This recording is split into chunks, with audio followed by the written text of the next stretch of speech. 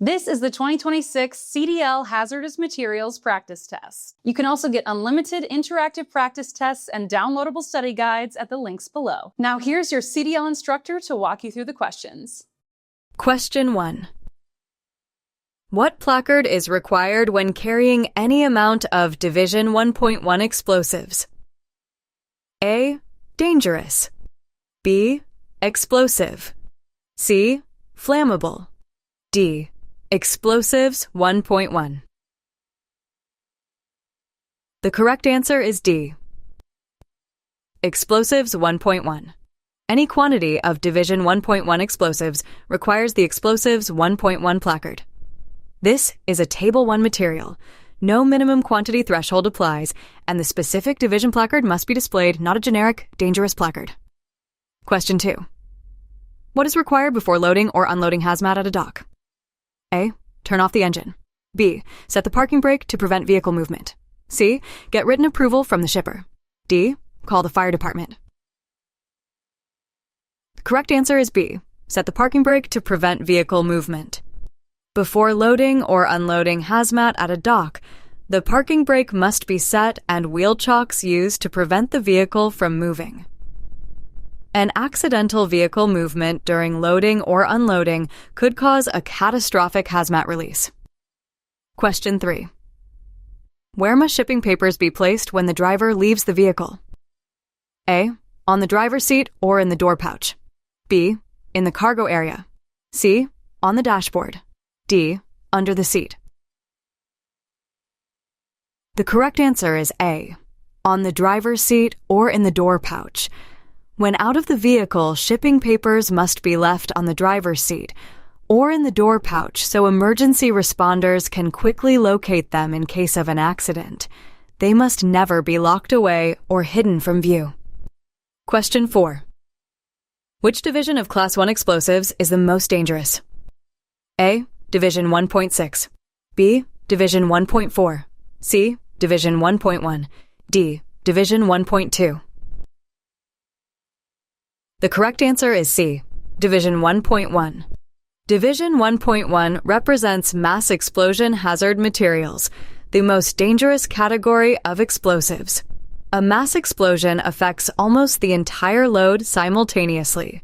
Division 1.6 represents extremely insensitive detonating articles with minimal blast hazard. Question 5. What color are the entries for hazardous materials on a shipping paper when mixed with non-hazardous items? A. Red. B. They must be identified by another means, such as amper C, green. D. Blue. The correct answer is B. They must be identified by another means, such as in when hazardous and non-hazardous items appear on the same shipping paper, the hazmat entries must be clearly identified, either by an X in a designated column highlighting or by listing hazmat items first. This ensures they are immediately visible. Question 6. What must a driver do before fueling a vehicle that carries hazardous materials? A. Open the cargo doors to ventilate. B. Call dispatch for permission. C. Turn off the engine and set the parking brake. D. Check the shipping papers. The correct answer is C. Turn off the engine and set the parking brake. Before fueling with hazardous materials on board, the driver must turn off the engine. Someone must be at the fuel nozzle at all times during fueling, and the parking brake must be set to prevent the vehicle from moving. Question 7. What must a driver do if the hazard class changes during a trip due to reloading? A. Update the shipping papers immediately. B. Continue with original placards to the destination. C. Replace or cover placards that no longer apply. D. Notify the shipper only. The correct answer is C. Replace or cover placards that no longer apply. When hazmat is added or removed, changing the required placards, drivers must update placards immediately. Placards that no longer apply must be removed or covered. Displaying incorrect placards is a serious violation. Question 8. What must cargo tanks display in addition to placards? A. Only the carrier's name. B. The identification number of their contents on placards' orange panels.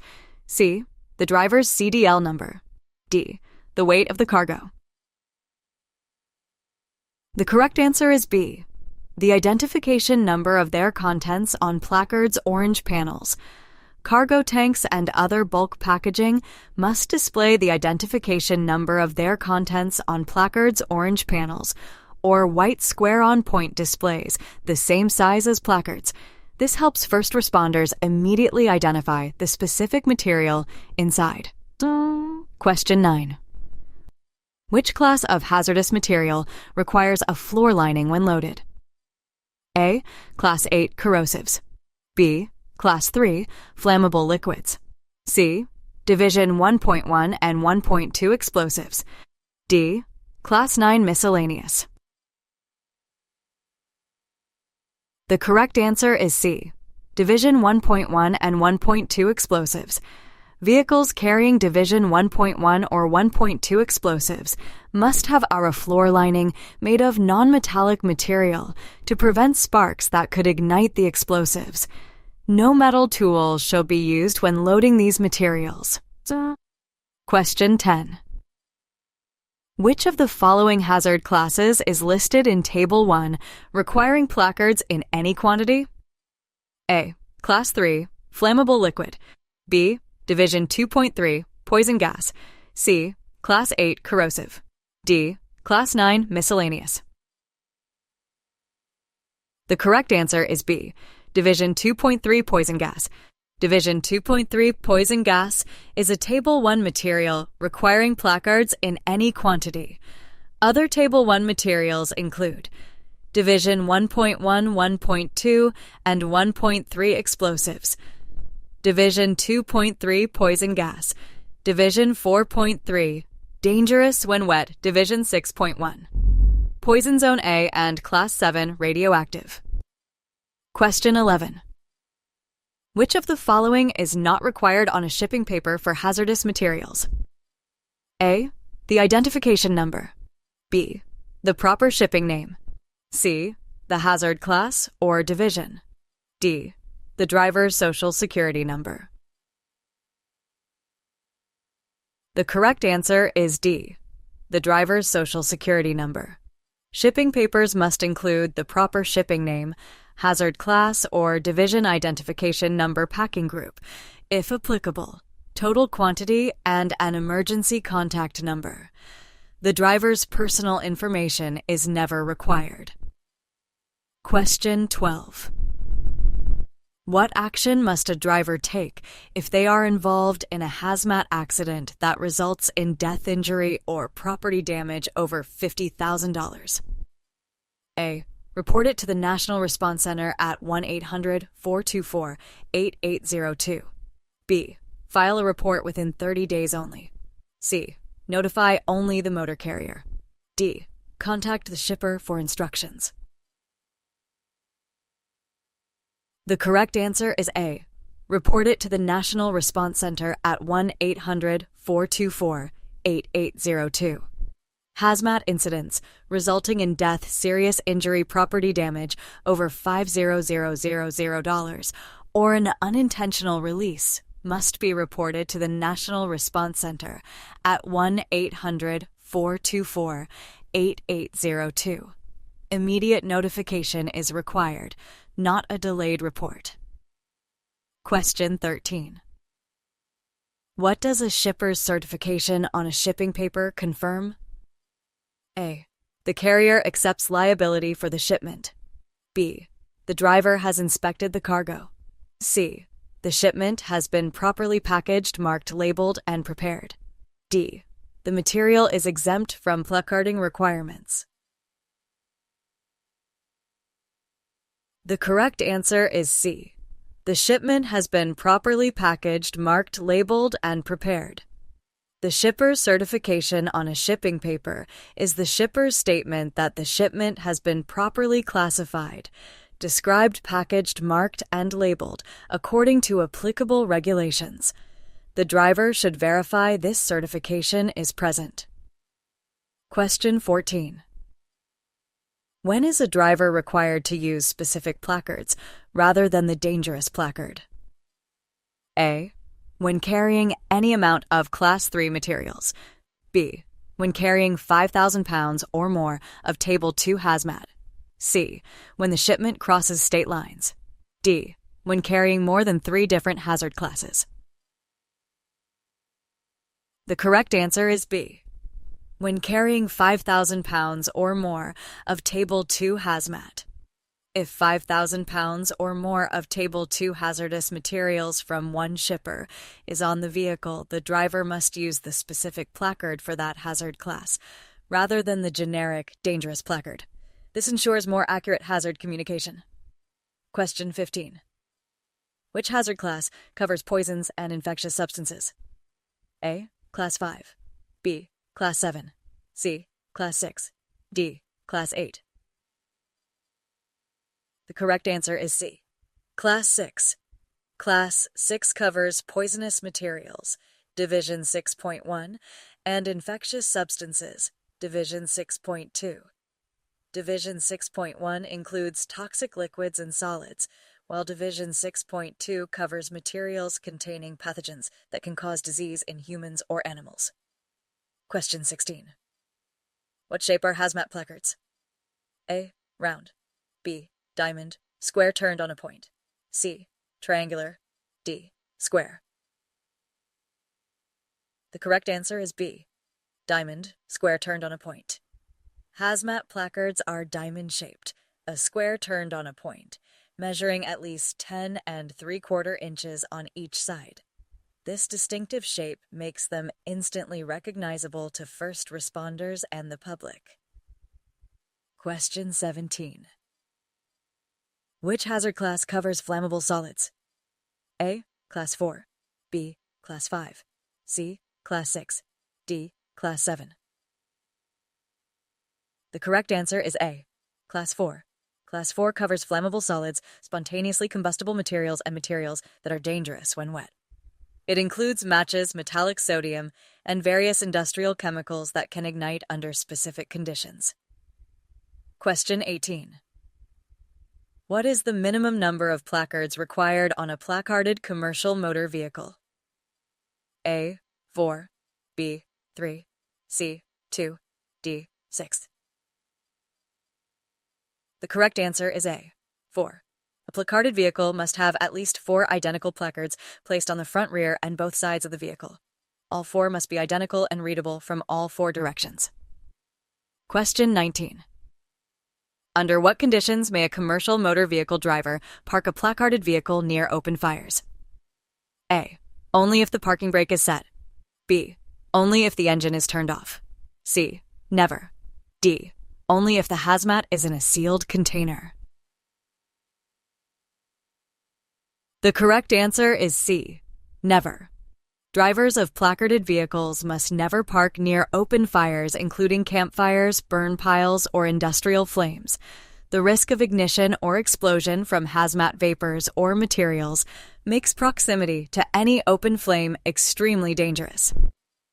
Question 20.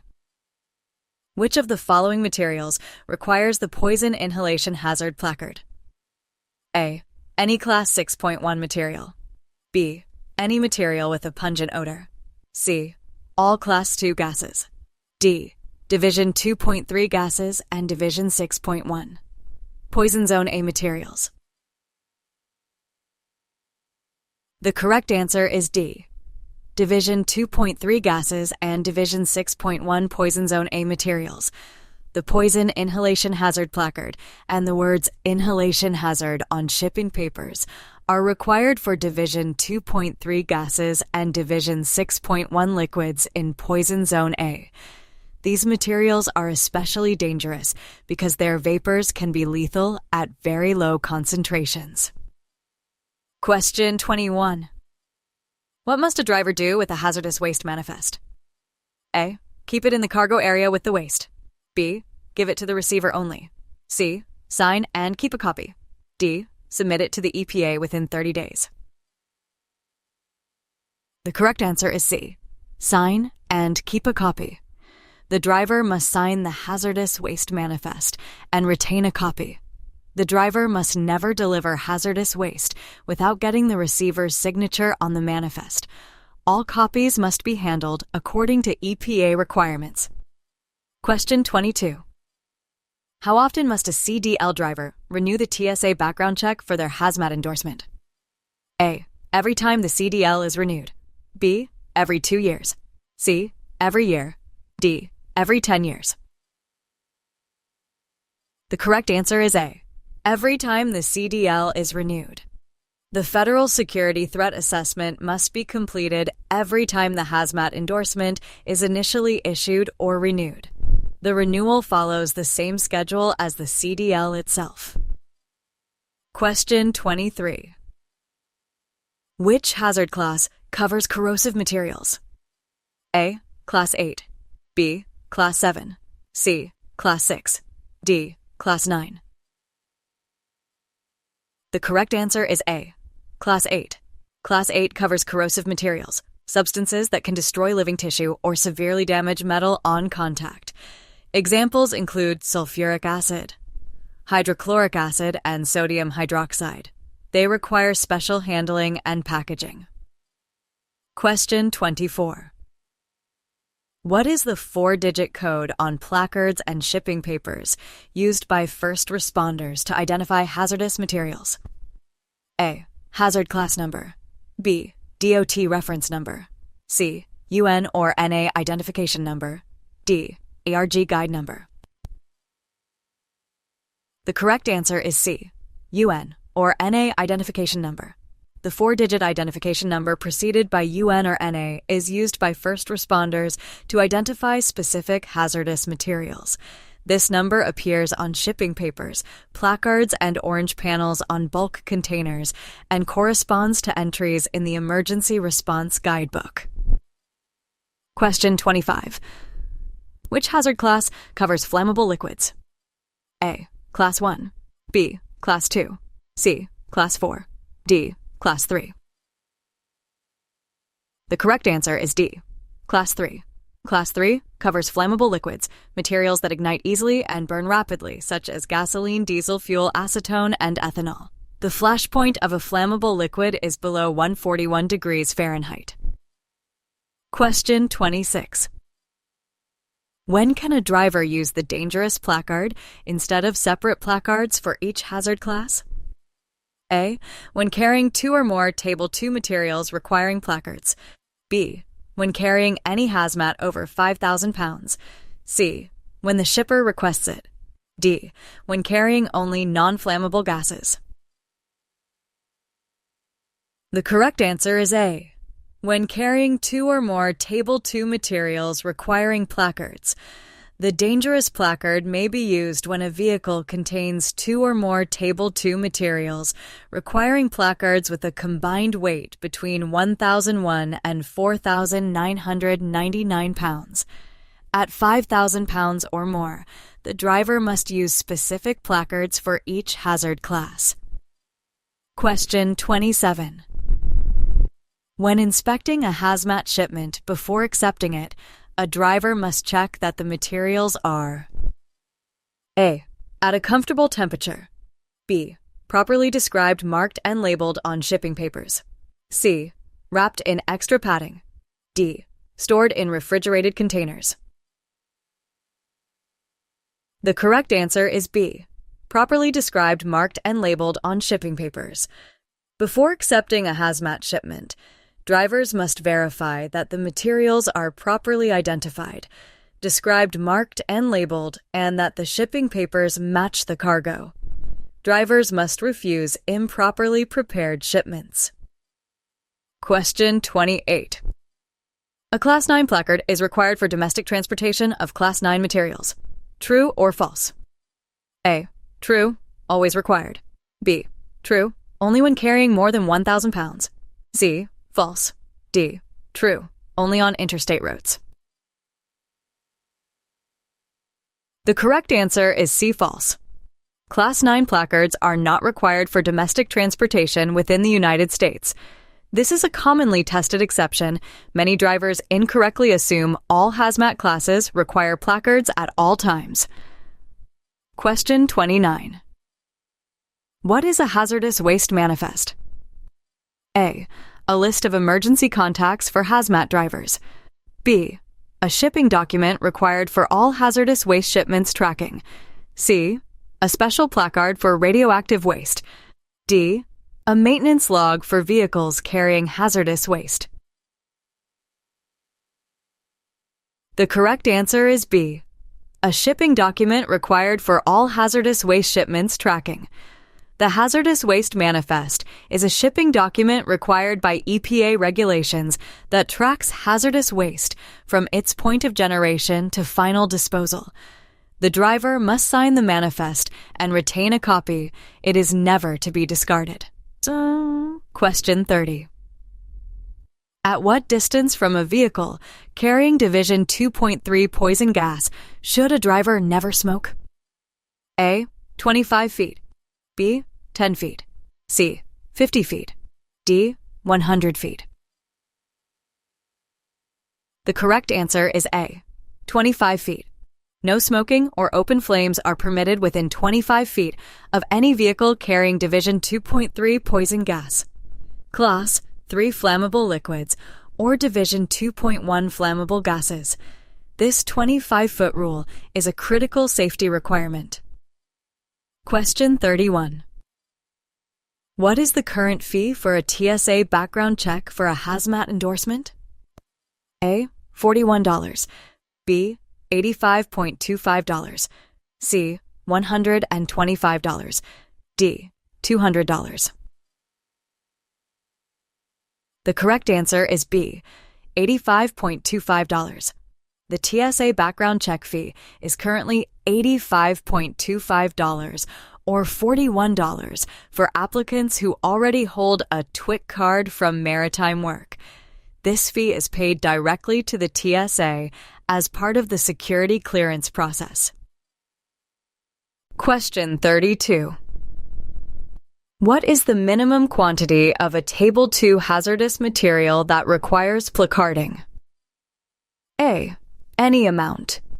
B. 500 pounds. C. 1,000 kilograms.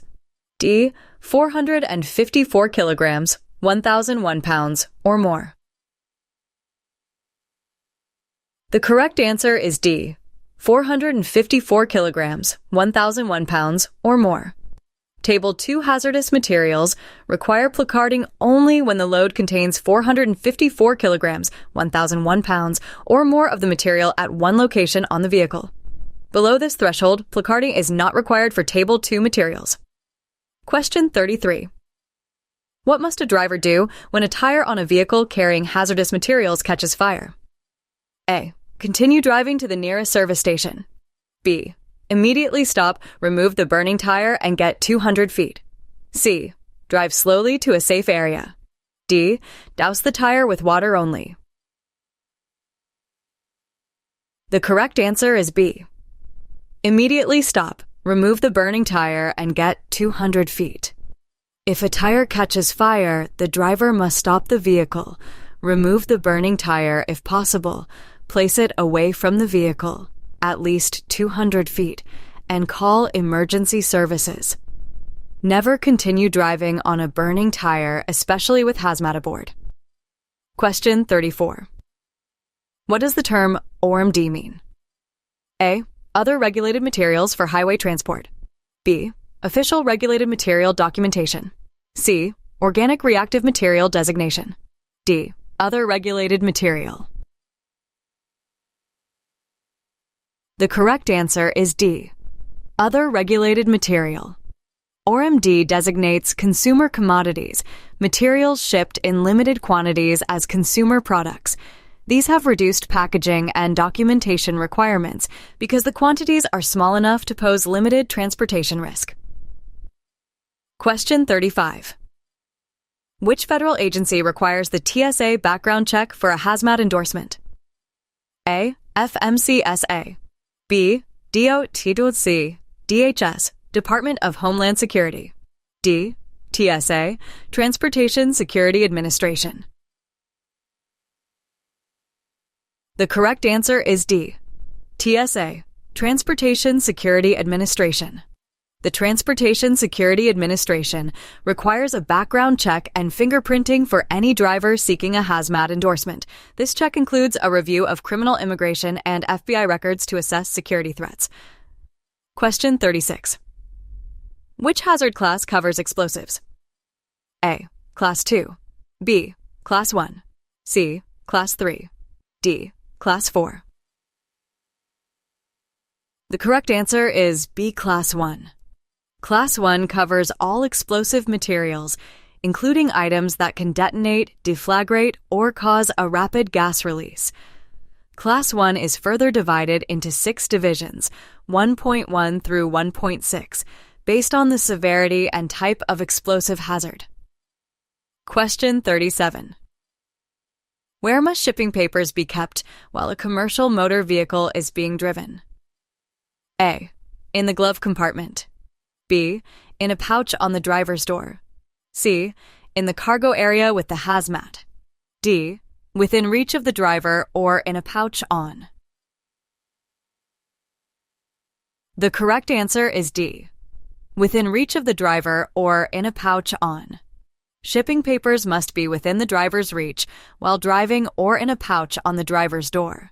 When the driver is out of the cab, papers must be on the driver's seat or in the door pouch where emergency responders can find them quickly. Question 38. Where must hazmat labels be placed on packages? A. On at least 2 opposite sides of the package.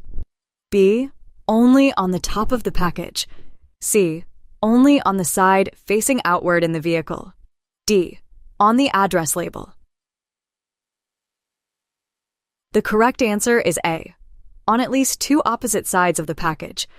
Hazmat labels must be placed on at least 2 opposite sides of the package near the proper shipping name marking. Labels must be clearly visible and not covered by other markings or tape. Question 39. A driver carrying Division 1.1 explosives must have which of the following documents in the vehicle? A. Only the shipping papers. B. The shipper's certification only. C. Only the ERG. D. Shipping papers, written route plan, written emergency instructions, and A. The correct answer is D.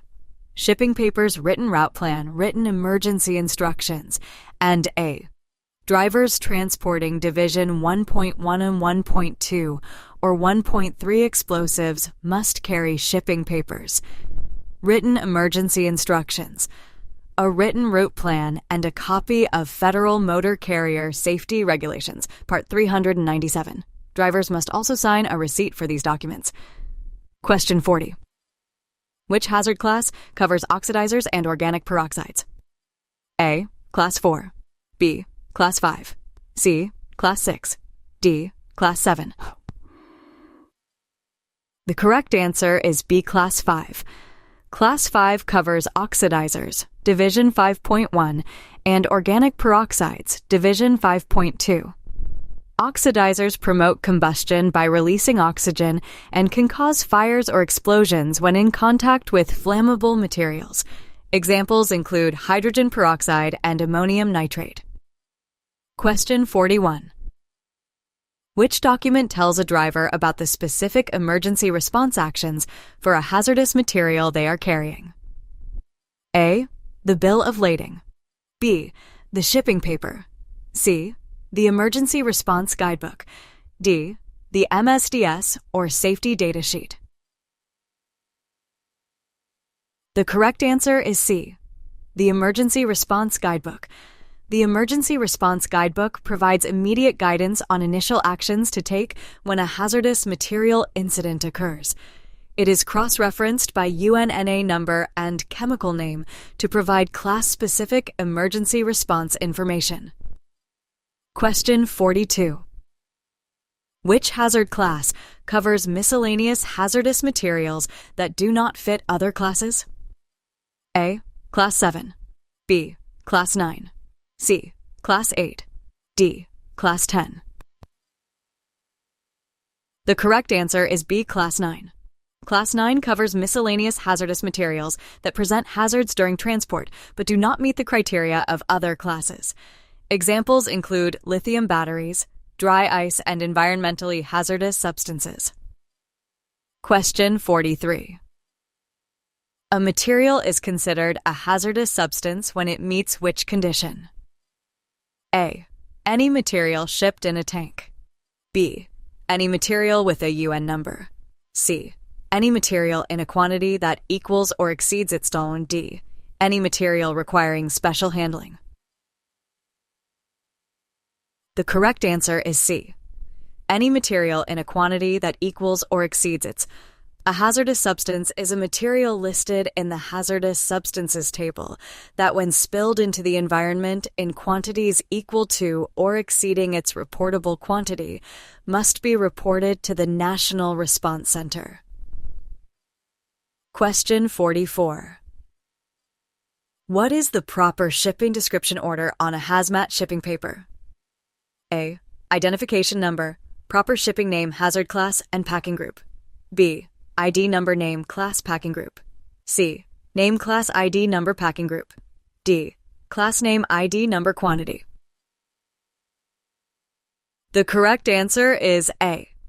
Identification number, proper shipping name, hazard class, and packing group. The proper order for a hazmat shipping description is identification number, proper shipping name, hazard class, or division and packing group. This specific order is required so emergency responders can quickly locate critical information. Question 45. Which packing group indicates the greatest degree of danger?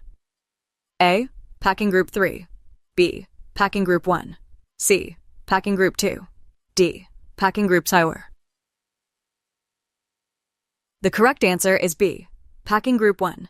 Packing group 1 indicates the greatest danger and requires the strongest packaging. Packing group 2 is medium danger, and packing group 3 is minor danger. Many Table 1 materials fall into packing group 1. Question 46. What must a driver do with a cargo heater when loading or transporting explosives? A. Set it to the lowest setting. B. Only use electric heaters with explosives. C. Leave it running to maintain temperature. D. Disable it. Heaters must be disabled and disconnected. The correct answer is D. Disable it. Heaters must be disabled and disconnected.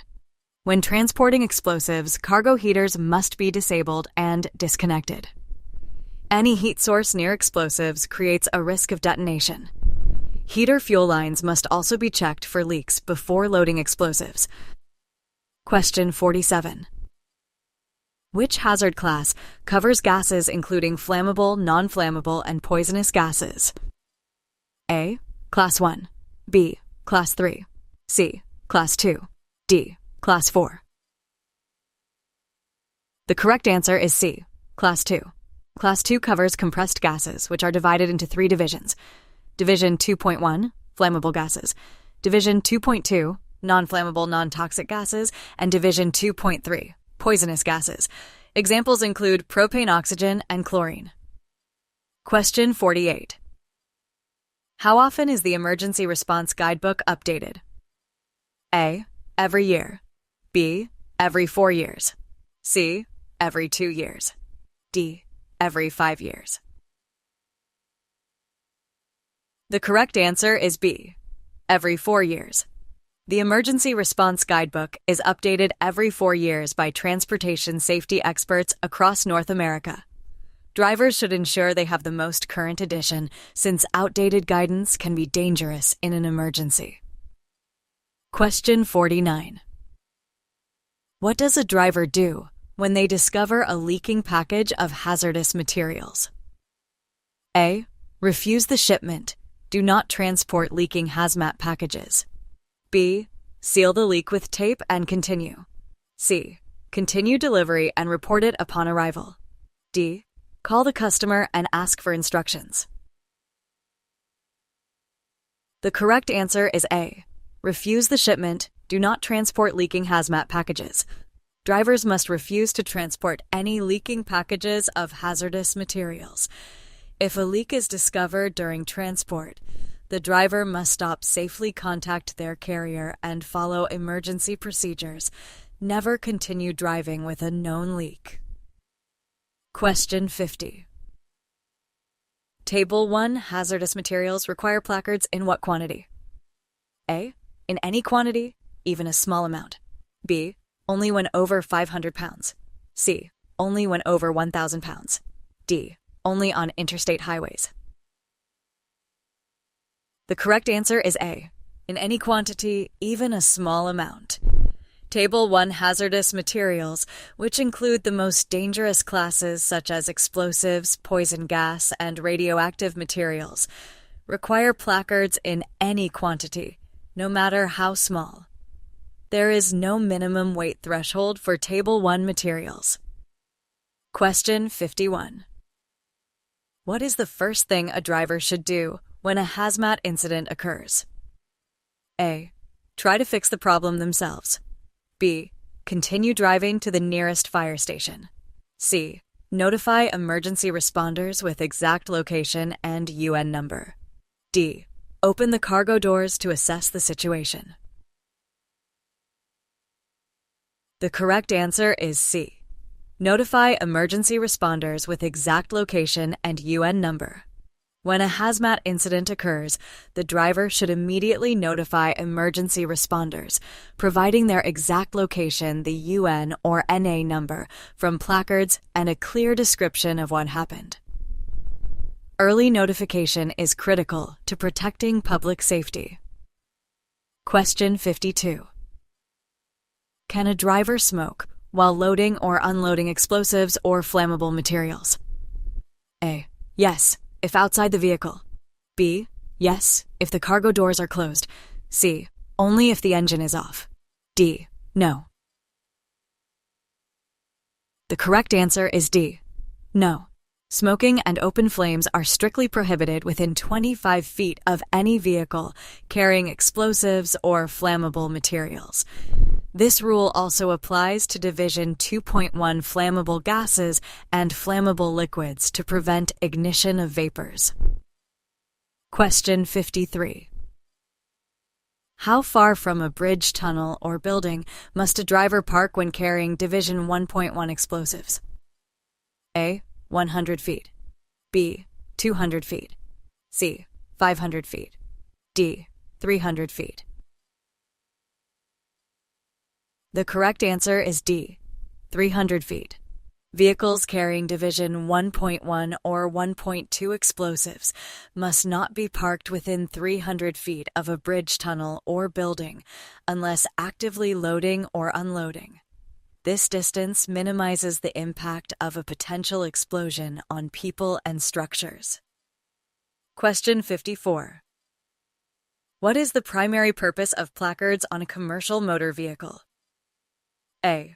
To identify the vehicle's weight class. B. To indicate the vehicle's maximum speed. C. To warn others of hazardous materials on board. D. To show the driver's endorsement level. The correct answer is C. To warn others of hazardous materials on board. Placards are warning signs placed on the outside of a vehicle to identify the hazard class of the cargo. They communicate the risk to emergency responders, dock workers, and the public in the event of an incident. Question 55. Which hazard class covers radioactive materials? A. Class 6. B. Class 9. C. Class 8. D. Class 7. The correct answer is D. Class 7. Class 7 covers radioactive materials, substances that emit ionizing radiation. Transportation of radioactive materials requires special packaging, placarding, and safety procedures due to the potential health risks from radiation exposure. Question 56. What does the letters UN before an identification number indicate? A. The material is unregulated. B. The number is unverified. C. The material is only transported in the United States. D. The material has a United Nations International Identification Number. The correct answer is D. The material has a United Nations International Identification Number. UN before an identification number indicates the material has been assigned an International Identification Number by the United Nations. NA numbers are used for materials recognized in North America but not internationally. Question 57. What must a driver do before transporting Division 1.1 explosives? A. Have a written route plan approved by the motor carrier. B. Get written approval from the shipper. C. Check tire pressure only. D. Call the state police for an escort. The correct answer is A. Have a written route plan approved by the motor carrier.